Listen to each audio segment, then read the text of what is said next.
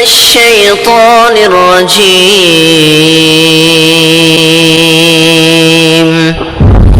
بسم الله الرحمن الرحيم.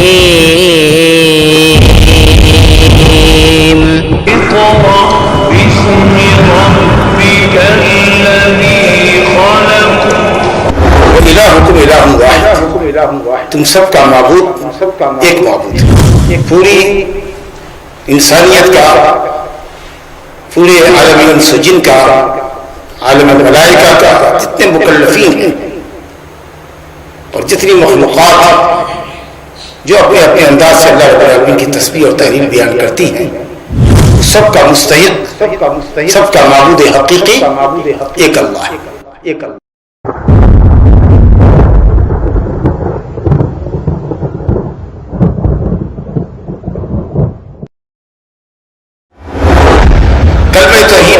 یہ دو ارکان ہے، لا الہ الا اللہ. صرف لا الہ یہ توحید نہیں ہے، صرف الا اللہ یہ توحید نہیں ہے. جب تک کہ آپ لا الہ الا اللہ ایک ساتھ رکھیں.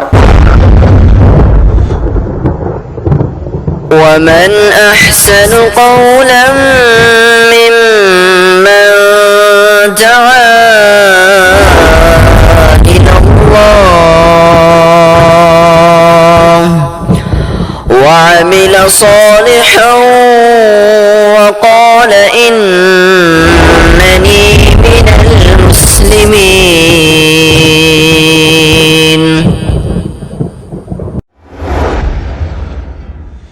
أعوذ بالله من الشيطان الرجيم. هو الذي يصوركم في الأرحام كيف يشاء لا إله إلا هو العزيز الحكيم. هو الذي أنزل عليك الكتاب منه آيات محكمات هن أم الكتاب وأخر متشابهات فأما الذين في قلوبهم زيغ فيتبعون ما تشابه منه ابتغاء الفتنة وابتغاء تأويله وما يعلم تأويله إلا الله. والراسخون في العلم يقولون آمنا به كل من عند ربنا وما يذكر إلا أولو الألباب. ربنا لا تزغ قلوبنا بعد إذ هديتنا وهب لنا من لدنك رحمة إنك أنت الوهاب. ربنا إنك جامع الناس ليوم لا ريب فيه إن الله لا يخلف الميعاد.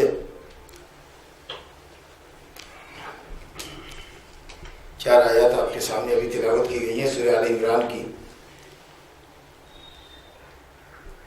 آیت نمبر 6 سے لے کر 9 تک. اللہ تعالیٰ فرماتا ہے هو الذی یصورکم فی الارحام کیف یشاء. وہی اللہ ہے جو تمہاری تصویر بناتا ہے، جو تمہیں صورت عطا فرماتا ہے رحموں میں. یعنی ہم میں سے ہر شخص کی صورت اللہ رب العالمین اس کی ماں کے رحم میں بناتا ہے. کیف یشاء جیسے چاہتا ہے. اس میں کسی کو اختیار نہیں ہے، ماں باپ کو اختیار نہیں کہ ہمارا بچہ کیسا ہو. اللہ رب العالمین جیسا چاہتا ہے اپنی قدرت سے، اپنی حکمت سے اس کو ویسی صورت اور شکل عطا فرماتا ہے. کسی کو باپ کے مشابہ کرتا ہے، کسی کو ماں کے مشابہ کرتا ہے، کسی کو دادا دادی پر لے جاتا ہے، کسی کو نانا نانی پر لے جاتا ہے، کسی کو اور دور کے خاندان کے کسی بڑے بزرگ کی صورت عطا فرماتا ہے. کسی کو مذکر بناتا ہے، کسی کو مؤنث بناتا ہے، کسی کو گورا بناتا ہے، کسی کو کالا بناتا ہے، کسی کو تام الخلقت بناتا ہے، کسی کو ناقص الخلقت بناتا ہے، کسی کو خوبصورت بناتا ہے، کسی کو بدصورت بناتا ہے، کسی کو موٹا پیدا کرتا ہے، کسی کو دبلا پیدا کرتا ہے. جیسے چاہتا ہے وہ صورت اس کو عطا کرتا ہے. دنیا نے حضرت عیسیٰ علیہ السلام کی بھی کوئی صورت دیکھی ہوگی انسان کی شکل میں. وہ صورت بھی حضرت عیسیٰ کو اللہ رب العالمین نے حضرت مریم بطول رضی اللہ عنہ کے رحم میں عطا فرمایا. وہ کیسے اللہ کا بیٹا ہو سکتا ہے؟ وہ کیسے اللہ ہو سکتا ہے؟ صورت بنانے والا تو صرف اللہ ہے. اس لیے بچہ مخلوق ہے، خالق نہیں۔ خالق کا کام ہے صورت دینا۔ هو الذی یصورکم فی الارحام کیف یشاء، جیسے وہ چاہتا ہے۔ اس میں کسی بندے کے اختیار کو دخل نہیں ہے، صرف اللہ اپنی مرضی سے، اپنی چاہت سے، اپنی مشیت سے، اپنی حکمت سے جیسی صورت جس کو چاہتا ہے عطا فرماتا ہے۔ ایک آدمی آیا نبی صلی اللہ علیہ وسلم کی خدمت میں، اس نے کہا یا رسول اللہ، میری بیوی نے ایک کالا لڑکا پیدا کیا ہے اور ہم دونوں میاں بیوی گوڑے چٹے ہیں۔ اس نے تعریضاً اشارتاً گویا اپنی بیوی پر ایک طرح کا الزام لگایا، کھل کے تو نہیں لیکن اشارتاً، کہ ہم دونوں میاں بیوی گوڑے ہیں، بچہ کالا کلوٹھا کہاں سے آیا؟ تو آپ صلی اللہ علیہ وسلم نے بہت لاجیکلی جواب دیا، کہا اچھا تمہارے پاس اونٹ ہیں؟ بخاری شریف کی روایت ہے، بخاری مسلم کی روایت ہے۔ کہا جی ہاں ہیں۔ کہا ان کے رنگ کیا ہیں؟ کہا سب کے سب لال ہیں۔ کہا اور کوئی دوسرے رنگ کا بھی ہے؟ تو کہا کہ جی ہاں، ایک ہے اورق بیاض اور سواد کے درمیان، سفیدی اور سیاہی کے درمیان ہے، مٹمیلا ہے، کچھ بال سفید ہے کچھ بال سیاہ ہے، نہ اس کو سفید کہہ سکتے ہیں نہ سیاہ کہہ سکتے ہیں، سفیدی اور سیاہی کے درمیان کا کلر۔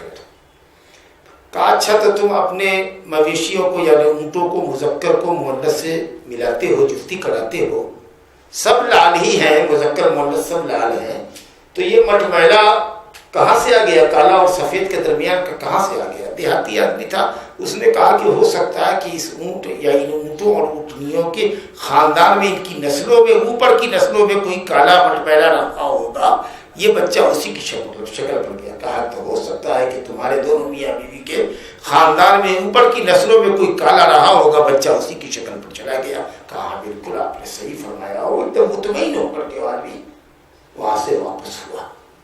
تو خواہ مخواہ رنگوں کی وجہ سے یا صورت اور شکل کچھ بدلی ہوئی آئی ہے، آپ دونوں کی شکل پر اگر نہیں ہے تو خواہ مخواہ کے لیے بیوی پر الزام نہیں لگانا چاہیے۔ اللہ رب العالمین جس کو جیسی صورت چاہتا ہے عطا فرماتا ہے۔ هو الذی یصورکم فی الارحام کیف یشاء لا الہ الا هو العزیز الحکیم، نہیں ہے کوئی معبود مگر وہی، یعنی اللہ، نہیں ہے کوئی معبود حق مگر وہی اللہ جو عزیز ہے اور حکیم ہے۔ تو جیسی صورت اللہ نے بنائی ہے ویسی صورت رکھنی چاہیے، اس تخلیق میں کوئی تغیر اور تبدل نہیں کرنا چاہیے۔ بھونیں موٹی ہے تب عورتیں جا رہی ہیں بیوٹی پارلر میں اس کو باریک بنانے کے لیے، تلوار جیسی نوکیلی بھونیں بناتی ہیں جی۔ ناک اگر موٹی ہے تو اس کی سرجری کرا کر کے اس کو بالکل ستواں ناک بناتی ہیں، بالکل کھڑی ناک ہونی چاہیے طوطے کی طرح، ہونٹ سے آگے۔ اور دانت وغیرہ کے اندر بھی اگر دانت پر دانت چڑھے ہوئے ہیں اور باعث تکلیف نہیں ہے تو ان کے درمیان گیپ کراتی ہے، سمجھا؟ اسی طریقے سے بدن میں ٹیٹو گدواتی ہے۔ اس طریقے سے اللہ کی تخلیق میں تغیر اور تبدل کرنا جائز نہیں ہے۔ تاہم حسن و جمال مطلوب ہے۔ اگر وقتی حسن و جمال اگر اختیار کریں، مثال کے طور پر بال سفید ہو رہے ہیں تو اس میں مہندی لگا لیں یا کوئی اور کلر کرا لیں سوائے بلیک کے، کہ بلیک ڈائی جائز نہیں ہے، باقی کوئی سا بھی کلر کرا سکتی ہے، لیکن بہتر ہے ہنا اور قتل، سمجھا؟ مہندی اور تھوڑی سی سیاہی ملا کر کے بھورا کالا سے قریب قریب رنگ آئے، ایک دم کالا نہیں آئے، اس طرح کا رنگ کرانا چاہیں تو کر سکتی ہے جی۔ اگر ایام حیض ہے تو چلو نیل پالش بھی کرا سکتی ہیں، کوئی حرج نہیں ہے، لیکن 6-7 دن کے بعد وہ رنگ اس کا ختم ہو جانا چاہیے، یا پھر اس کو بلیڈ سے کھرچ کر کے ہٹا دیں۔ یا اسی طریقے سے کچھ غازہ ہے، کچھ پاؤڈر ہے، کچھ کریمز ہیں، ان کو اگر چاہے لگانا تو عورتیں لگا سکتی ہیں، سمجھا؟ لیکن اگر ازالہ عیب ہے، مثال کے طور پر مونچھیں نکل آئی ہیں عورتوں کو، کچھ تو 4-5 بال مونچھوں کے ہیں، تو 4-5 بال داڑھی پر بھی آئے ہوئے ہیں، سمجھا کہ نہیں؟ تو ان بالوں کو نکالنے میں کوئی حرج نہیں ہے، کیونکہ وہ عیب ہے، وہ عیب ہے، سمجھا کہ نہیں؟ اگر کسی کی ناک کٹ گئی ہے، سمجھا کہ نہیں، یا ناک ہی نہیں ہے اس کو، مثال کے طور پر سانس لینے میں اس کو دقت ہوتی ہے، تو ازالہ عیب کے لیے وہ اس کی سرجری کرا سکتا ہے۔ ایک شخص کی ناک کٹ گئی تو نبی صلی اللہ علیہ وسلم نے کہا جا کر چاندی کی ناک بنوا لو اور جب چاندی کی ناک بنوائی تو اس میں بدبو پیدا ہو گئی، تو کہا کہ سونے کی جا کر ناک بنوا۔ اگر کسی کا دانت ٹوٹ گیا ہے یا دانت جڑ سے ختم ہوا ہے، اوپر سے ٹوٹ کے گر گیا ہے، اگر وہ چاہے کہ اس میں کیپ لگائیں سونے کا تو لگا سکتی ہے، سمجھا کہ چاندی کے مقابلے میں سونا زیادہ بہتر ہے، کیونکہ سونے میں بدبو پیدا نہیں ہوتی ہے۔ اسی طریقے سے اگر کسی کے دونوں ہاتھوں میں 6 انگلیاں ہیں، اگر آپ کو اچھا لگتا ہے تو ٹھیک ہے، لیکن اگر آپ کو لگتا ہے کہ یہ ہمارے لیے عیب ہے تو آپ اس کی جا کر سرجری کرا لیجیے، ایک انگلی کاٹ کے پھینک دیجیے، انشاءاللہ تعالیٰ یہ جمال نہیں ہے بلکہ ازالہ عیب ہے۔ تو اگر اس طریقے سے کچھ عیب اگر ہے یا آپ کو لگتا ہے کہ یہ عیب ہے اور اس میں جان پر کوئی خطرہ نہیں ہے تو انشاءاللہ اس میں کرانے میں کوئی حرج نہیں۔ وہی اللہ ہے جس کو جو ہمیں اپنی ماں کے رحموں میں پالتا ہے پوستا ہے، فی ظلمات ثلاث، 3 تاریکیوں میں، ایک تو پیٹ کی تاریکی ہے اور ایک رحم کی تاریکی ہے اور ایک تاریکی جس میں بچہ پلتا ہے، جی اس کو کیا کہتے ہیں؟ پلیزنٹا، پلازنٹا، اچھا پلازنٹا، تو اس کے اندر وہ بچہ پلتا ہے جس کے اندر پانی وغیرہ ہوتا ہے، سمجھا کہ؟ تو یہ 3 اندھیرے پلازنٹا، اس کے اندر پیٹ کی تاریکی، رحم کی تاریکی یا پلازنٹا کی تاریکی، 3 تاریکیوں کے اندر اللہ تعالیٰ بچے کو پالتا پوستا اور پھر اس کو اپنے وقت پر نکالتا ہے۔ یہ غالب حکمت والے کا کام ہے۔ اس کے بعد اس آیت کو دیکھیے، یہ اللہ رب العالمین ہے جس نے ہم کو ابتدائی تصویر بنائی، ہماری تخلیق کی ابتدائی تخلیق، اب پیدا کر کے یوں ہی نہیں چھوڑ دیا بلکہ زندگی گزارنے کے لیے اس نے ہمیں لائے ہیں، عمل دیا، شریعت عطا فرمائی۔ صرف پیدا کر کے زندگی گزارنے کے لیے جانوروں کی طرح نہیں چھوڑ دیا، ہماری ہدایت کے لیے اس نے کتاب اتاری، ہماری ہدایت کے لیے رسول بھیجے۔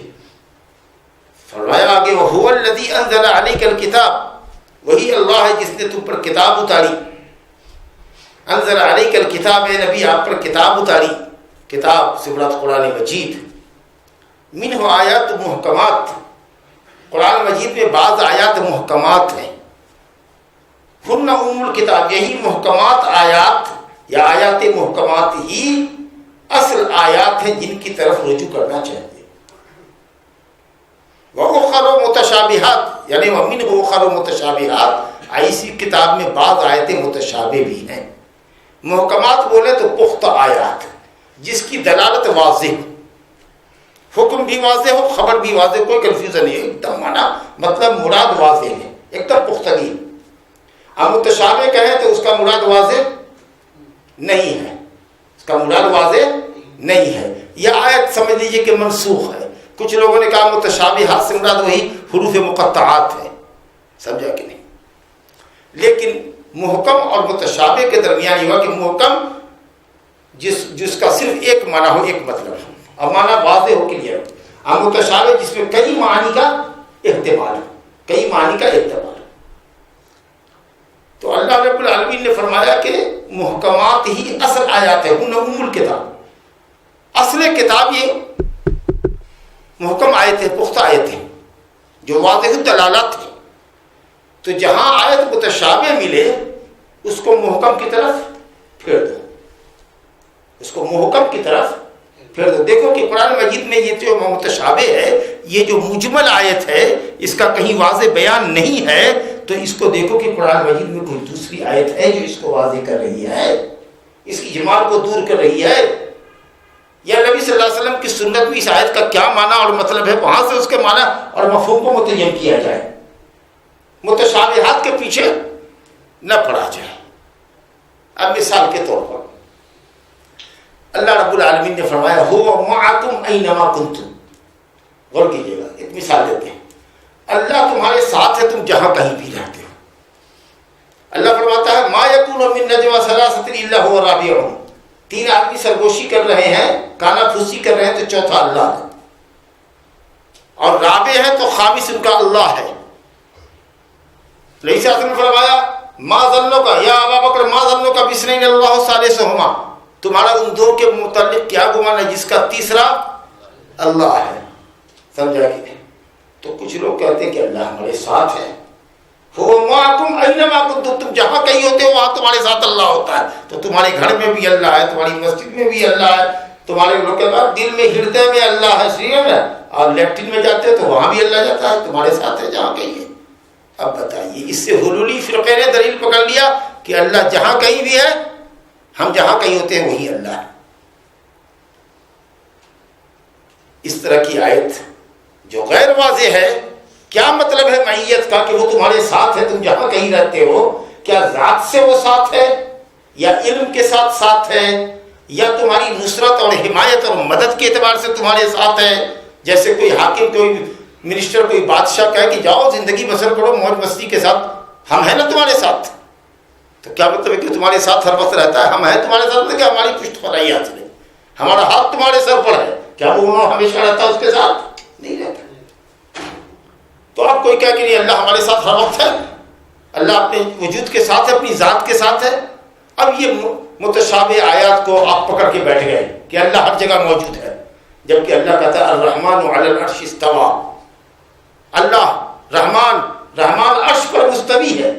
مستوی بولے تو بلند ہے، عرش کا محتاج نہیں ہے، بیٹھا ہوا نہیں ہے۔ ایسا مت مانا کرو کہ عرش پر بیٹھا ہوا ہے، جیسے ہم کرسی پر بیٹھے ہوئے کہ کرسی ہٹا لو گے تو ہم گر جائیں گے زمین پر، نعوذ باللہ۔ ایسا نہیں ہے، اللہ عرش کے اوپر ہے، کیونکہ عرش کے نیچے جتنی مخلوق ہے وہ سب اس کی کرسی کے نیچے ہے، اور کرسی کی حیثیت عرش الہی کے مقابلے میں ایک بینگل کی ہے، ایک چھلے کی ہے، جو چٹیل میدان میں ڈال دیا جائے، جس کی کوئی حقیقت نہیں ہے۔ تو اتنے بڑے، اور عرش سب سے عظیم مخلوق ہے جی۔ اللہ رب العالمین کتنا عظیم ہوگا، وہ کس مخلوق میں سمائے گا؟ وہ کس مخلوق میں سمائے گا کہ گھر میں لے آؤ گے، باتھ روم میں لے جاؤ گے، ڈرائنگ روم میں لے کے آؤ گے اللہ تعالیٰ کو؟ اتنا عظیم ہے کہ عرش کے اوپر ہے، ساتوں آسمان کے اوپر عرش اللہ کا، اور عرش کی جو چھت ہے وہ جنت الفردوس کی چھت، جنت الفردوس کی چھت عرش الہی کی کا نچلا حصہ، اس کے اوپر اللہ ہے۔ یہ ہے اس کی عظمت۔ تم اس کو نیچے لے آتے ہو، بتاؤ تو اللہ کے لیے علو عزت کی چیز ہے کہ زمین پہ لے آنا اس کی عزت کی چیز ہے؟ بتاؤ کسی بھی انسان کو کہیے، عقل مند انسان کو، کہ بلندی عزت کی چیز ہے کہ پستی عزت کی چیز ہے؟ کہے گا بلندی۔ ایک جاہل انسان سے پوچھئے، کچھ نہیں ہے، کہیے کہ اگر وہ دعا کرتے ہو، تم کچھ مانگتے ہو اللہ سے تو کدھر دیکھتے ہو؟ کہتا ہے میں آسمان کی طرف ہاتھ پھیلاتا ہوں، آسمان کی طرف دیکھتا ہوں۔ یہ نیچر ہے۔ ایک لونڈی ہے، بکری چرانے والی لونڈی ہے، اس کے مالک نے اس کو ایک تماچا مارا کیونکہ ایک بکری اس نے گم کر دی تھی، ایک تماچا مارا۔ پھر اس کو احساس ہوا کہ ہم نے غلطی کی، آیا کہ نبی صلی اللہ علیہ وسلم کے پاس کہ ہم اس کا کفارہ دینا چاہتے ہیں، آزاد کرنا چاہتے ہیں۔ آپ نے کہا بلاؤ اس لونڈی کو۔ کہا کہ اے لڑکی، این اللہ کہاں ہے؟ تو کافی سما، آسمان میں۔ بکری چرانے والی لونڈی کو بھی معلوم ہے کہ اللہ آسمان میں۔ آسمان میں کہا تو آسمان کے اوپر، میں مانے میں نہیں، اوپر، سمجھا؟ اور کہا میں کون ہوں؟ تو کہا انت رسول اللہ، آپ اللہ کے رسول۔ تو آپ نے فرمایا عاتقہ فإنہا مومنہ، آزاد کر دو یہ مومنہ۔ نیچے ہے۔ قرآن مجید میں تو آیت ہے کہ اللہ عرش پر ہے، اللہ تعالیٰ اتارتا ہے، هو الذی انزل علیک الکتاب، اوپر سے اتارا، تو اتارنے والی چیز جو ہوتی ہے وہ اوپر سے اترتی ہے کہ الیہ یصعد الکلم الطیب، اسی کی طرف تمہاری دعائیں چڑھتی ہیں، سمجھا؟ اور حدیث میں ہم سجدے میں ہوتے تو کہتے ہیں سبحان ربی الاعلی، ہر عیب اور نقص سے پاک ہے میرا رب جو سب سے بلند ہے۔ تو حدیث اور قرآن میں تو دلیل ہے ہی، عقل، نیچر، فطرت، سب اس بات کی دلیل ہے کہ اللہ رب العالمین بلندی پر ہے، علو ہے اس کے لیے۔ بہرحال میں عرض یہ کر رہا تھا آپ سے کہ اب آپ اس کو پھیر دیجیے، متشابہات کو پھیرنا ہے محکمات کی طرف۔ کبھی کبھی ہوتا، دیکھیے ابھی سورہ بقرہ میں آئے تھے والذین یتوفون منکم ویذرون ازواجا وصیۃ لازواجہم متاعا الی الحول غیر اخراج، کہا جو تم میں کا مرے اور بیوی کے لیے وصیت کر جائے، 1 سال کے لیے بیوی اس کے گھر میں رہے گی، جبکہ اللہ تعالیٰ نے اس سے پہلے کی آیت میں فرمایا ہے والذین یتوفون منکم ویذرون ازواجا یتربصن بانفسہن 4 اشہر وعشرا۔ عدت 4 مہینہ 10 دن ہے۔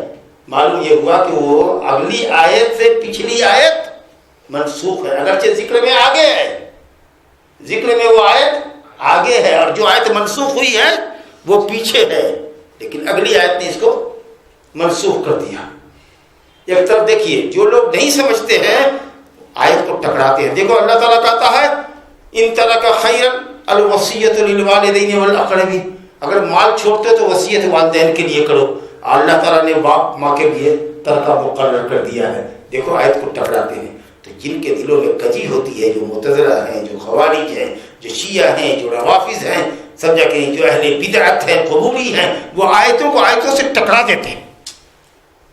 سمجھا کہ حالانکہ کل من عند اللہ، یہ ساری آیتیں اللہ کی طرف سے ہے. بعض آیت بعض کی تفسیر کرتی ہے اور حدیث شریف اس کی مکمل وضاحت ہے. تو ہونا ہی چاہیے کہ اگر کہیں پر متشابہ ہے، کئی معنی کا احتمال ہے، ناسخ منسوخ کا احتمال ہے، تو اس کو اہل علم سے پوچھو، دلیلوں پر اس کو پیش کرو، متشابہات کے پیچھے نہ پڑو.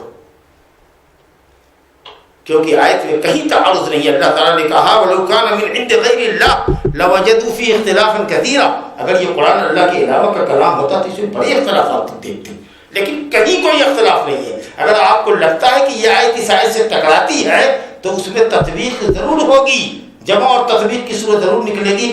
کہیں کوئی آیت ایک دوسرے سے ٹکرائے گی نہیں، سوال ہی نہیں. کوئی ایک صحیح حدیث دوسری صحیح حدیث سے ٹکرائے گی ہی نہیں. قرآن مجید کی آیت سے کوئی صحیح حدیث ٹکرائے گی ہی نہیں. یہ سب اللہ کا کلام ہے. شریعت میں کہیں تناقض نہیں ہے، کہیں تخالف نہیں ہے، کوئی ایک دوسرے کے مخالف نہیں ہے. یہ مخالفت اگر تم کو نظر آتی ہے تو یہ تمہاری کم فہمی ہے، کم علمی ہے، کم تدبری ہے. یہ آپ کا کم تدبر کرنا، کم علم ہونا، کم فہم ہونا ہے، یا پھر آپ بدنیت ہیں. اللہ کے کلام میں ٹکراؤ دکھا کر کے دنیا کو دکھاتے ہیں کہ کلام الہی میں ٹکراؤ ہے، تعارض. بہرحال اللہ نے کہا کہ اس میں آیات محکمات بھی ہیں جو اس کا ایک ہی معنی ہے، مراد واضح ہے، دلالت واضح ہے، حکم واضح ہے، خبر واضح ہے. اب کچھ دوسری آیتیں متشابہ ہیں جن کے آیات کے معانی اور مفاہیم واضح نہیں ہے، کئی معانی کا احتمال ہے. اب ان متشابہات آیتوں کے تعلق سے لوگوں کا دو گروپ ہے. فَأَمَّا الَّذِينَ فِي قُلُوبِهِمْ زَيْغٌ، جن کے دل میں زیغ ہے، کجی ہے، کجروی ہے، صراط مستقیم سے انحراف ہے، وہ ایسے ہی متشابہ آیات کو ڈھونڈ ڈھونڈ کر قرآن سے نکالتے ہیں اور اس پر اعتراض کرتے ہیں، یا اپنے غلط مسلک کی بنیاد انہیں مجمل اور متشابہ آیات کے اوپر رکھتے ہیں. مقصود کیا ہے؟ ابتغاء الفتنہ، فتنہ جگانے کے لیے، لوگوں کو اللہ کے صحیح دین سے روکنے کے لیے، گمراہی اور بدعت پھیلانے کے لیے. وابتغاء تاویلہ، اور من مانی تفسیر اپنے مطلب کی کرنے کے لیے. متشابہ آیت کو لیتے ہیں کہ اس کا جو معنی چاہیں گے، کئی معنی کا احتمال ہے تو اس میں وہ معنی پہنا دیں گے، وہ معنی اس کا پہلا دیں گے. کہتے ہیں قل بفضل اللہ وبرحمتہ فلیفرحوا فبذلک فلیفرحوا هو خیر مما یجمعون. اللہ کی فضل و رحمت کو پا کر خوش ہونا چاہیے. یہ آیت ہے قرآن مجید میں، قرآن کا ذکر ہے اوپر، اس کے بعد ہے کہا نبی صلی اللہ علیہ وسلم کہ اللہ کا فضل اور رحمت نہیں ہے، اس کو پا کے خوش ہونا چاہیے. تو خوش ہے کہ الحمدللہ ہم کو اللہ تعالیٰ نے نبی آخر الزمان صلی اللہ علیہ وسلم کی امت میں بنایا ہے، افضل امت بنائی ہے. اس سے کہا استدلال ہو گیا کہ میلاد بنا لو، خوشی مناؤ، میلاد کرو. جشن مولود کی دلیل لے لیا یہاں سے. جی نہیں دیکھا کہ نبی صلی اللہ علیہ وسلم نے کبھی اپنا جشن مولود نہیں منایا. جس کے اوپر یہ آیت اتری، جس کو اللہ کہتا ہے خوش ہو، اللہ کے فضل و رحمت پا کر، وہ تو کبھی خوش نہیں ہوا اپنی تاریخ پیدائش کے اوپر. کسی نے اس کو ہیپی برتھ ڈے نہیں کہا، کسی صحابی نے نہیں کہا، اور کسی صحابی نے ایک دوسرے کو وش نہیں کیا برتھ ڈے کا. لیکن آپ نے اس آیت سے استدلال کر دیا، مارو سب ٹوٹے ہوتا. یہ ہوتا ہے استدلال، سمجھا کہ نہیں؟ تو یہ ایسے ہی لوگ کرتے ہیں جو خواہشات نفس کے پیروکار ہوتے ہیں. نبی صلی اللہ علیہ وسلم فرمایا انہی کے متعلق قرآن میں آیا ہے کہ فَأَمَّا الَّذِينَ فِي قُلُوبِهِمْ زَيْغٌ فَيَتَّبِعُونَ مَا تَشَابَهَ مِنْهُ ابْتِغَاءَ الْفِتْنَةِ وَابْتِغَاءَ التَّأْوِيلِهِ. جو خواہش نفس کا غلام ہوتا ہے، خواہش نفس کی پیروی کرتا ہے، دلیلوں کی پیروی نہیں کرتا، یہ وہی کج فطرت انسان ہے جس کے دل میں کجی ہے، چور ہے، اسلام دشمنی ہے اسلام کی. اس لیے وہ متشابہات سے دلیل پکڑتا ہے، لوگوں کو اللہ کے دین سے گمراہ کرتا ہے اور اس کی منمانی تعویل کرتا ہے، اپنے من مطابق اس کی تفسیر کرتا ہے. وما یعلم تاویلہ الا اللہ، جبکہ اس کی حقیقی تعویل، اس مجمل کا حقیقی معنی اور حقیقی مراد اگر کئی معنی ہے تو اس کا کئی معنی کا سب سے حقیقی معنی اور سب سے صحیح معنی کون جانتا ہے؟ اللہ جانتا ہے. الا اللہ والراسخون فی العلم یقولون آمنا بہ کل من عند ربنا. لیکن اور جو لوگ راسخ فی العلم ہے، دیکھیے بہت نقطے کی بات آنے والی، جو لوگ راسخ فی العلم ہے، عالم ہی نہیں ہے، رسوخ حاصل ہے، رسوخ، تمکنت، اتھینٹک علم ہے، ऑथोरिٹی ہے، اتھارٹی جس کو کہتے ہیں، یہ اپنے فن میں اتھارٹی، سمجھا، ایک دم اپنے میدان کا شاہ سوار جس کو کہیے، ہے نا، جس کو اللہ نے رسوخ عطا فرمایا ہے، ایک دم پختہ ایسا آدمی، وہ آدمی کہتا ہے آمنا بہی، ہم متشابہ پر بھی ایمان لائے، کل من عند ربنا، یہ محکمات اور متشابہات سب اللہ کی آیتیں ہیں، سب پر ہم ایمان لائے۔ وہ سرنڈر کرتے ہیں، وہ قرآن میں ٹکراؤ پیدا نہیں کرتے، متشابہات کو محکمات سے ٹکراتے نہیں ہیں، متشابہات کو پھیرتے ہیں محکمات کی طرف، جو معنی ہوتا ہے وہ لیتے ہیں۔ یہ راسخ فی العلم کا کام ہے۔ اور جن کے دل میں کجروی ہے، چور ہے، جو بھٹکے ہوئے ہیں، وہ متشابہ کے پیچھے دوڑ رہے ہیں، محکمات کو نہیں لیتے، وہ محکمات کو نہیں لیتے۔ اللہ اکبر۔ یہاں پر اکثر سلف کے نزدیک ہے کہ جب قرآن پڑھتے ہیں تو وہ کہتے ہیں وَمَا يَعْلَمُ تَأْوِيلَهُ إِلَّا اللَّهُ، متشابہ کی تعویل کون جانتا ہے، تفسیر کون جانتا ہے؟ اللہ۔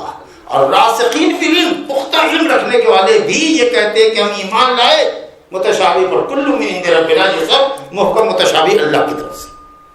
اب کچھ سلف نے کہا کہ نہیں، ایسے بھی پڑھ سکتے ہیں وَمَا يَعْلَمُ تَأْوِيلَهُ إِلَّا اللَّهُ وَالرَّاسِخُونَ فِي الْعِلْمِ، متشابہ کی تعویل اللہ جانتا ہے اور راسخین فی العلم جانتے ہیں، عام مولوی نہیں جانتا، لیکن جس کو کمانڈ ہے وہ جانتا ہے۔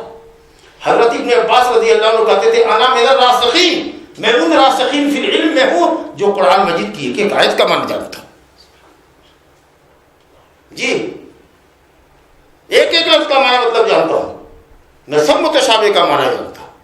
تب آپ کہیے گا کہ تو خود آپ نے سلف کا دو قول پیش کر دیا، کچھ کہتے ہیں کہ یہاں رک جاؤ اور کچھ کہتے ہیں مت رکو چلو، تو کیا کریں؟ دونوں قول میں تو ٹکراؤ ہو گیا۔ اکثر سلف کہتے ہیں رکو، کچھ سلف کہتے ہیں نہیں پڑھو ملا کر کے۔ الحمدللہ نیت صاف ہے، بڑا بالکل واضح، کوئی ٹکراؤ نہیں۔ دیکھنا ہوگا کہ تعویل کا معنی کیا ہے، تعویل کا معنی کیا۔ دیکھیے کیسے دونوں قول صحیح ہوتے ہیں۔ تعویل کا معنی ایک ہوتا ہے تفسیر، اور تعویل کا معنی ہوتا ہے انجام، وہ غایت، وہ انتہا جو مجہول ہو۔ ھذا تعویل رؤیایا، یہ میرے خواب کی تعویل ہے، یعنی تفسیر ہے، تعبیر ہے۔ تو تعویل کا لفظ تفسیر کے معنی میں ہوگا، اور یہاں پر بھی مراد ہے وما یعلم تأویلہ۔ اور ایک جگہ تعویل کا لفظ ہے سزا کے معنی میں، هل ينظرون الا تأویلہ، یہ مشرکین کیا اپنے انجام اور عواقب کا انتظار کر رہے ہیں، اپنی بربادی کا انتظار کر رہے ہیں؟ تو ظاہر ہے کہ کس کی بربادی کیسے ہوگی، کب ہوگی، یہ تو کوئی نہیں جانتا ہے۔ تو اگر عواقب مراد ہیں، انجام، ہر چیز کا آخری انجام، تو ظاہر ہے کہ اس کو رب العالمین کے علاوہ کوئی نہیں جانتا، تب تو رک جائیے یہاں پر۔ اور اگر تعبیر سے مراد تفسیر لیجئے کہ متشابہ کی تفسیر، تو عام علماء نہ جانے لیکن راسخین فی العلم جانتے ہیں، جیسا کہ ابن عباس نے کہا کہ میں ان راسخین فی العلم میں ہوں جو متشابہ کا بھی علم رکھتا ہے۔ ماشاءاللہ دونوں قول صحیح ہو گیا کہ چیزوں کے انجام کی بابت اگر کریں گے تو اس کو سوائے اللہ کے کوئی نہیں جانتا، لیکن اگر قرآنی آیات کی تفسیر لو تو ایک لفظ الف لام میم سے لے کر کے سورہ ناس کی سین تک کا معنی حضرت عبداللہ بن عباس کو معلوم تھا، اور ایسے متمکنین راسخین فی العلم کو اللہ نے عطا فرمایا، تو چاہے تو یہ ہو۔ اب آئیے، بہت سے لوگ کہتے ہیں کہ اسماء و صفات، اللہ کی جو صفات ہے یہ متشابہات میں سے، اللہ اکبر، جس مضمون کو کثرت سے قرآن نے بیان کیا ہے وہ اللہ کی صفات ہے۔ کوئی بھی آیت آپ کو نے اٹھا لیے، غفور رحیم، غفور حلیم، شکور حلیم، عزیز حکیم، پوری کی پوری آیت اگر دیکھیے گا تو آپ کو اللہ تعالیٰ کے اسماء و صفات سے بڑی معلوم ہوگی۔ جی اب بتائیے کہ اگر یہ متشابہ ہے اور متشابہ کا علم صرف اللہ کو ہے، تو رب العالمین نے اپنے بندوں کو، اپنے رسول کو اور رسول کے ماننے والوں کو ایسی صفتوں سے خطاب کیا ہے جس صفت کو بندے سمجھ نہیں سکتے، اور اس کثرت سے بیان کیا ہے کہ جس کو اللہ کا رسول بھی نہ سمجھ سکے، خلفائے راشدین بھی نہ سمجھ سکے، اور امت کا کوئی آدمی نہیں سمجھ سکے۔ واللہ الزام ہے یہ اسماء و صفات متشابہ نہیں ہے، ایک اعتبار سے وہ محکم ہے اور ایک اعتبار سے متشابہ ہے۔ جیسے اللہ رب العالمین اترتا ہے یا اللہ رب العالمین عرش پر مستوی، تو استوا کا معنی ہم عربی زبان میں لغت میں جانتے ہیں کہ استوا کے معنی بلند ہونا، اور نزول کا معنی ہم جانتے ہیں اترنا۔ الضحک کا یضحک، اللہ ہنستا ہے دو آدمی کو دیکھ کر کے، سمجھا کہ نہیں، کہ جو اس نے ایک آدمی نے ایک کو قتل کر دیا اور پھر جس کو قتل کیا، جس نے قتل کیا وہ پھر مسلمان ہو کر کے دونوں جنت میں گیا۔ کافر نے مسلمان کو قتل کیا، مسلمان جنت میں گیا، وہ کافر قاتل پھر مسلمان ہو گیا، وہ بھی جنت میں گیا۔ دیکھ لو، تو ہنستا ہے اللہ تعالیٰ، ہنسنے کا معنی جانتے ہیں ہم۔ ید معنی ہاتھ، ہاتھ کا معنی جانتے ہیں۔ اسمعون جس کی جمع اصابع آتی ہے، انگلی، انگلی کا معنی جانتے ہیں۔ تو معنی کے اعتبار سے تو یہ متشابہ نہیں ہے، معلوم المعنی ہے۔ جتنی اللہ تعالیٰ کی صفات ہے سب کا معنی معلوم ہے، لیکن اس کی کیفیت مجہول ہے۔ اللہ کیسے ہنستا ہے، کیسے غصہ ہوتا ہے، کیسے اترتا ہے، کیسے چڑھتا ہے، کیسے عرش پر بلند ہے، کیسے بات کرتا ہے، کیسے غضبناک ہوتا ہے، یہ کیسے کا سوال جو ہے یہ متشابہ ہے۔ اگر کیفیت اسماء و صفات میں کیفیت مراد لوگے تو یہاں آ کے جواب لگا وما یعلم تاویلہ الا اللہ۔ اور کیفیت کے بارے میں اگر کسی سے بھی پوچھو گے، اللہ کے نبی سے بھی اگر کسی نے تو پوچھا نہیں کہ اللہ عرش پر کیسے مستوی، یہ سوال نبی صلی اللہ علیہ وسلم سے بھی کسی نے نہیں کیا۔ میں قسم کھا کے کہتا ہوں کہ اللہ کے نبی کو بھی نہیں معلوم کہ اللہ عرش پر کیسے مستوی ہے، خلفائے راشدین کو نہیں معلوم کہ اللہ کیسے ہے۔ امام مالک رحمۃ اللہ علیہ سے کسی نے پوچھا کہ اللہ کہاں ہے، کہا عرش پر مستوی ہے۔ کہا کہ کیا مطلب کیسے مستوی ہے، تو کیا کہا، بڑا مشہور قول ہے، انہوں نے کہا الاستواء معلوم، استوا کا معنی تو معلوم ہے کہ بلند ہے، عرش کے اوپر ہے، لیکن والکیف مجہول، کیفیت مجہول ہے، کیسے یہ نہیں معلوم ہے۔ والایمان بہ واجب، اور اس پر ایمان لانا واجب ہے۔ والسؤال عنہ بدعۃ، اور اس طرح کا سوال کرنا کیفیت کا بدعت ہے۔ اب میں تمہیں بدعتی خیال کرتا ہوں، نکل میری مسجد سے جاؤ، جاؤ نکل، کیفیت کا سوال کرنے والا بدعتی۔ آپ غور کیجیے، تو اسماء اور صفات کو لوگوں نے کہا متشابہ۔ کبھی بھی مت کہیے گا کہ اللہ تعالیٰ کے نام اور صفات جو اس کثرت سے قرآن مجید میں آئے ہیں متشابہ ہیں، کہیے گا متشابہ ہے، متشابہ ہیں یعنی اپنی حقیقت اور کیفیت کے اعتبار سے، لیکن وہ معلوم المعنی ہے، سمجھا کہ نہیں۔ عربی زبان کے اندر قرآن اللہ نے بلسان عربی مبین واضح عربی زبان کے اندر اتارا ہے۔ بتاؤ کون سی صفت قرآن مجید میں جس کا معنی عربی لغت ڈکشنری نہیں دیتی ہے، تو اپنا معنی سمجھتے ہیں اور اس پر ایمان لاتے ہیں۔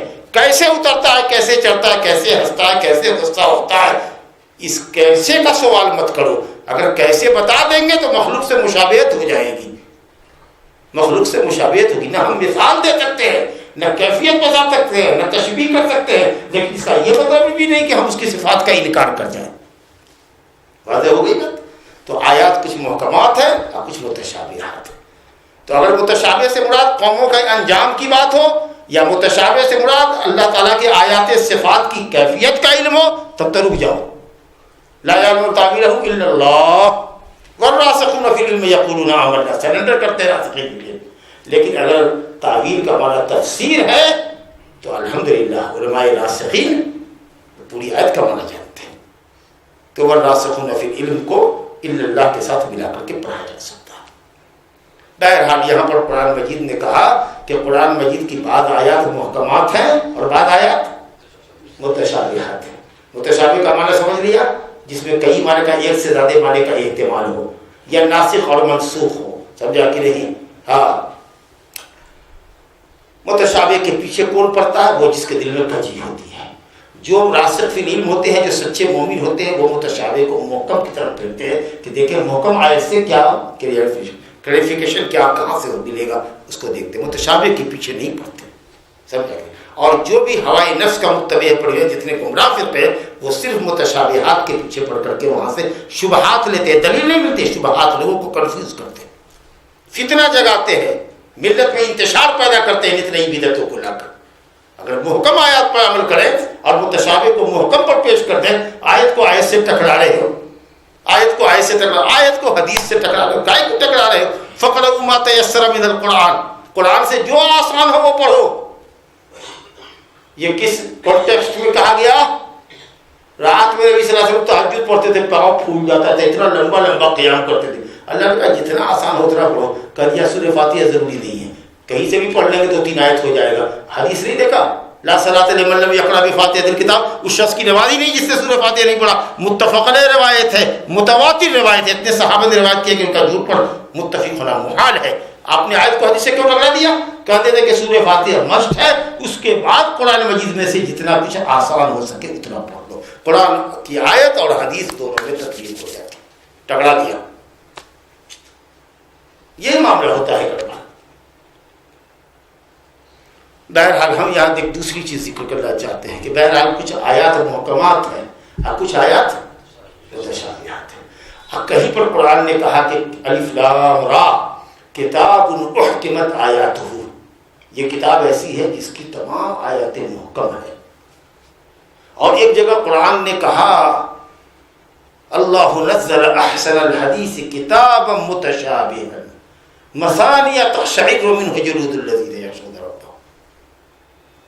وہ اللہ ہے جس نے کتاب اتاری ہے متشابہ, پورا قرآن ہی کو اللہ نے متشابہ کر دیا. اور ایک جگہ قرآن نے کہا کہ پوری کتاب ہی محکمات ہے, اور یہاں کہا ہے بعض آیت محکمات ہے بعض آیت متشابہات ہے. اب کنفیوز کرنے والے آپ کو ٹکرا دیں گے, یہ دیکھو قرآن میں تمہاری ٹکرا ہوا ہے نا, دینا کہیں کوئی ٹکرا ہوا ہے. تمام آیتیں محکمات ہیں یعنی پختہ ہے, عمدگی میں, بلاغت میں, فصاحت میں, اللہ کا کلام ہونے میں پختہ ہے. متشابہ ہیں, ایک جیسی ہیں, ملتی جلتی آیتیں ہیں, ملتی جلتی آیتیں ہیں, ایک ہی مضمون ہے. کہیں نہیں دیکھو گے جنت کا تذکرہ کہیں آیا ہے وہ کہیں الٹا تذکرہ آیا ہوگا, کسی نبی کا کوئی واقعہ یہاں آیا ہوگا اس کے اگینسٹ آیا ہوگا کہیں پر دوسرے. پورے قرآن مجید میں گھما پھرا کر کے الفاظ بدل کر کے ہے, لیکن تھیم اور معنی کہیں نہیں بدلے گا. کوئی آیت کسی آیت سے ٹکرائے گی نہیں. جودہ میں, عمدگی میں, کمال میں ایک جیسی آیتیں ہیں سب, اور اپنی پختگی میں کلام الہی ہونے میں اور فصاحت بلاغت کے اندر, پختگی ہونے کے اندر یہ سب کی سب آیتیں محکم ہیں. اور معنی اور مراد کے ظاہر ہونے اور نہ ظاہر ہونے کے اعتبار سے بعض آیات ایسی ہیں جس کا صرف ایک معنی ہوتا ہے, اور بعض آیتیں ہوتی ہیں جو ایک سے زیادہ معنی کا احتمال رکھتی ہیں, لیکن راسخین فی العلم اس کو جانتے ہیں کہ وہاں پر کون سا معنی زیادہ صحیح ہے. تو اس طریقے سے قرآن مجید کو اللہ نے کہیں محکم متشابہ دونوں کہا ہے. جہاں محکم کے ساتھ متشابہ آئے تو وہاں سمجھ لیجیے گا کہ محکم وہ ہے جو صرف ایک معنی کا احتمال رکھے, دوسرے معنی کا احتمال نہ ہو. متشابہ جس میں ایک سے زیادہ معنی کا احتمال ہو. جہاں پر صرف محکم آئے وہاں پر قرآن مجید کی پوری آیات پختہ ہے اور اپنی پختگی میں برابر ہے, اور جہاں پر متشابہ آئے تو اپنے مضمون کے اعتبار سے, اپنی جودہ کے اعتبار سے, اپنی عمدگی کے اعتبار سے, اپنی خوبیوں کے اعتبار سے سب آیتیں ایک جیسی دکھتی ہے. لا الہ الا اللہ کہا وما یذکر الا اولو الالباب, اور ان آیتوں سے نصیحت پکڑتے ہیں, نفع حاصل کرتے ہیں کون؟ جو مغز والے ہیں, گودے والے ہیں, جن کے پاس لب ہے, دماغ ہے, جی علم ہے, علم والے, عقل والے نصیحت حاصل کرتے ہیں.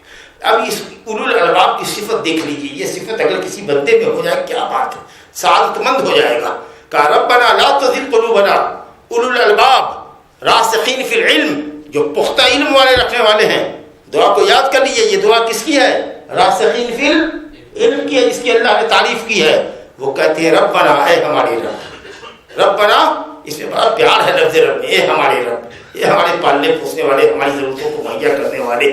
اس کے اندر بہت زیادہ پیار ہے اور بہت زیادہ اللہ رب العالمین کی رحمت کو آواز دینے جیسا ہے. اس لیے دیکھیے گا زیادہ تر دعا ربنا, ربنا سے آتی ہے, اللہم کے لفظ سے کم آتی ہے, ربنا سے زیادہ آتی ہے. اے ہمارے پروردگار, اے ہمارے پالنہار, اے ہماری ضرورتوں کو پورا کرنے والے, اے ہماری زندگی کی تدبیر کرنے والے. بڑا پیارا سا لفظ ہے ربنا. کہتے ہیں ربنا لا تزغ قلوبنا بعد اذ ہدیتنا. جن کے دل میں کجی ہوتی ہے وہ متشابہ کے پیچھے پڑتے ہیں. اے میرے رب, ہمارے دل کو کج مت کرنا, ہمارے دل میں کجی کبھی نہیں پیدا کرنا. بعد اذ ہدیتنا, بعد اس کے کہ تو نے ہم کو ہدایت دی ہے. یعنی ایک تو تیرا یہ انعام اور اکرام ہم پر بہت بڑا ہے کہ تو نے ہم کو ہدایت دی, دین کی رہنمائی فرمائی, دین پر چلنے کی توفیق عطا فرمائی. اب دل میں کجی مت پیدا کریو, یعنی دین پر ہم کو ثابت قدم رکھیو, کبھی بھی دل ہمارا صراط مستقیم سے نہ ہٹے. اللہ تعالیٰ نے کیا فرمایا, کیا کہا؟ یحول واللہ یحول بین المرء وقلبہ، اللہ ہی ہے جو بندے اور اس کے دل کے درمیان حائل ہو جاتا ہے۔ نبی صلی اللہ علیہ وسلم دعا فرماتے تھے اللہم یا مقلب القلوب ثبت قلوبنا علی دینک ثبت قلبی علی دینک وعلی طاعتک۔ حدیث میں ہے ان قلوب العباد بین اصبع الرحمن، رحمان کی دو انگلیوں کے درمیان بندوں کے دل ہے، اللہ اس کو جیسے دل کو چاہتا ہے الٹ پھیر کرتا ہے۔ دعا کرو اللہ تعالیٰ سے کہ اللہ ہمارے دلوں کو اسلام پر جما دے، ثابت قدم رکھ۔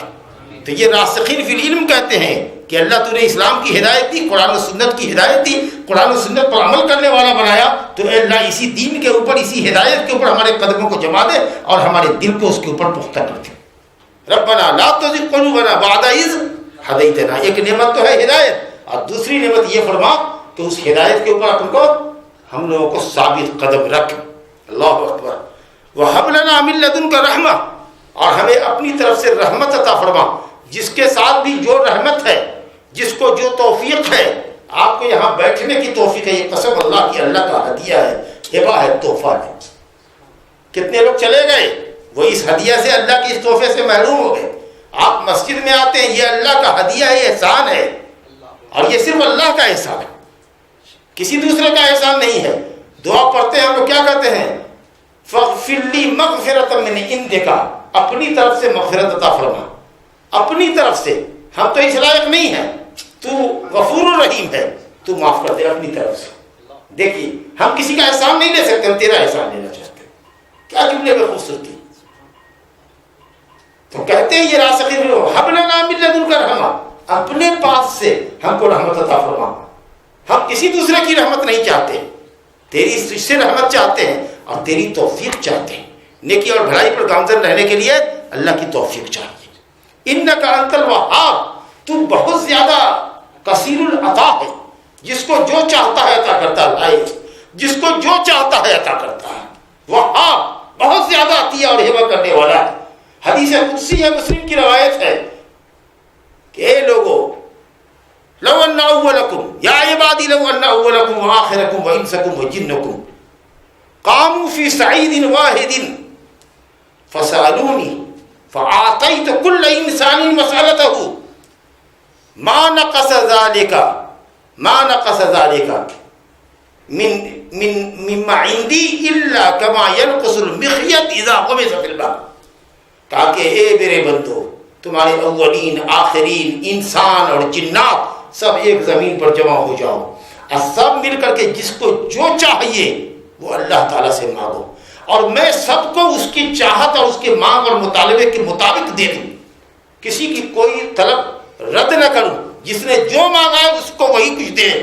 سب اول آخر انسان جنات سب مل کے مانگو، اور جس کو جو مانگنا ہے سب مانگو، اور ہم سب کو اس کی مراد دے دیں، تو بھی میرے عطا اور بخشش کے سمندر میں اتنی بھی کمی نہیں آئے گی جتنا کہ سوئی کو سمندر میں ڈبا کر دیکھو کہ سوئی کے نوک پر سمندر کا پانی کتنا کم ہوا، اتنا بھی کم نہیں ہوگا میرے اوپر۔ کب سے دنیا قائم ہے اور کب تک رہے گی؟ ایک رحمت اللہ کی بٹ رہی ہے، ایک رحمت، اور 99 رحمت اس نے اپنے پاس رکھی۔ انک انت الوہاب، کیوں مایوس ہوتے ہو؟ اللہ سے تعلق پیدا کرو۔ 2 سال 4 سال 5 سال ہوا، بچہ پیدا نہیں ہوا، بھاگتے دوڑتے ہوئے درگاہ پر بھاگے، کاروبار گر گیا بھاگے درگاہ پر بھاگے، یہ نہیں کہ بھاگے دوڑے مکہ عمرہ کرے بیوی کو لے کر کے اللہ سے وہاں رو رو کے مانگے، ہاں، اور اگر نہیں ملے تو نہیں ملے، کوئی حرج نہیں ہے۔ کہاں نبی صلی اللہ علیہ وسلم کو نرینہ اولاد ملی بھی تو اللہ نے لے لیا۔ اللہ کے فیصلے پر راضی رہنا، ایمان کا سودا مت کرو، مگر اللہ تعالیٰ سے ہمیشہ امید رکھو۔ کتنے لوگوں کو 10 سال کے بعد بچہ ہوا، ایک بچہ 10 سال کے بعد ہوا، اب سوچا کہ اب ہوگا نہیں، میرے پاؤں میں بیوی جانے والی ہے، اب 45-50 کو یہ بچہ اور لیا ہے۔ ایسے آدمی کو ہم جانتے ہیں، پوری زندگی میں 50 سال میں 2 ہی بچے اسے پیدا کیے۔ کیا کیجیے گا؟ 10 سال 12 سال کے گیپ سے بچہ پیدا ہوا، لیکن موحد آدمی تھا، کہیں نہیں کیا، کہیں دعا تعویذ نہیں کرائی اس نے۔ انک انت الوہاب، یہ دعا ہوئی۔ دیکھیے کتنی خوبی ہوئی، راسخ فی العلم، ایک تو علم والے ہیں، دوسری صفت ہوئی کہ راسخ فی العلم ہے، تیسری بات یہ کہ آمنا کل من عند ربنا، اللہ پر ایمان لا کر کے سرنڈر کر رہے ہیں، چوتھی صفت یہ ہے کہ رب تعالیٰ سے دعا کر رہے ہیں جی اور پانچویں صفت یہ کہ ہدایت کی تو ہدایت پر اس کا شکریہ ادا کر رہے ہیں، ہدایت کے بعد ہدایت پر جمے رہنے کی دعا کر رہے ہیں کہ دل میں کوئی کجی نہ آوے ہمارے، اور اللہ سے توفیق مانگ رہے ہیں کہ اللہ اپنی طرف سے رحمت عطا فرما، یعنی کار خیر کی توفیق عطا فرما۔